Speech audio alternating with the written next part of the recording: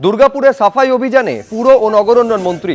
রাস্তায় যেখানে সেখানে আবর্জনা ফেলা যাবে না, অন্যথায় জরিমানা হবে, কড়া বার্তা দিলেন পুরমন্ত্রী।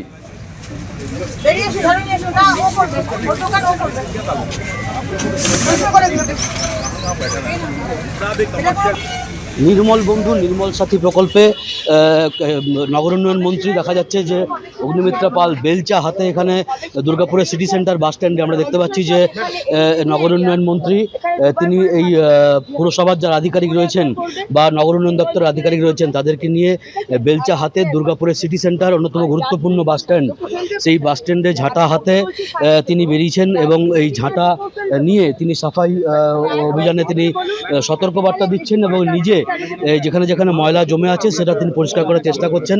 এখানে জেলা শাসক রয়েছেন, দুর্গাপুর কর্পোরেশনের আধিকারিকরা রয়েছেন এবং এই যে স্বচ্ছতা যেটা বার্তা তিনি দিতে চাইছেন যে যেখানে সেখানে ময়লা ফেললে বা যেখানে জায়গায় পার্কিং করলে সেখানে কিন্তু এরপরে আর্থিক জরিমানা করা হবে, এমনটাই জানাচ্ছেন নগর উন্নয়ন মন্ত্রী। এবং তিনি দুর্গাপুরের সিটি সেন্টারের বাস স্ট্যান্ডে সকাল থেকে দেখতে পাচ্ছি যে ঝাড়ু হাতে তিনি নিজে বেরিয়েছেন পরিদর্শনে এবং এই স্বচ্ছতার যে প্রকল্প নির্মল বন্ধু নির্মল সাথী তিনি নিজে পরিদর্শন করছেন। ক্যামেরা বিধানদের সাথে মনোজ বন্দ্যোপাধ্যায়, এবিপি আনন্দ, দুর্গাপুর, পশ্চিম বর্ধমান।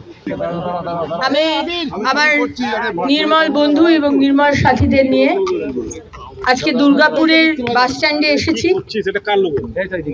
আপনাদের জানাই যে মাননীয় প্রধানমন্ত্রী যশস্বী প্রধানমন্ত্রী নরেন্দ্র মোদীজি 20 তারিখে তারকেশ্বরে আসছেন।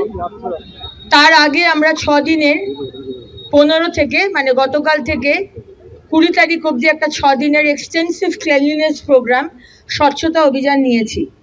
সেখানে আমরা চাই যে সমস্ত সমাজের মানুষ, স্কুলের ছেলেমেয়েরা থেকে শুরু করে আমাদের বাড়ির দাদু দিদারা যারা পারবেন সমস্ত মানুষ রাস্তায় এসে মন্দির, পার্ক, রাস্তা, নদী, ঘাট, লেক আমরা পরিষ্কার করব।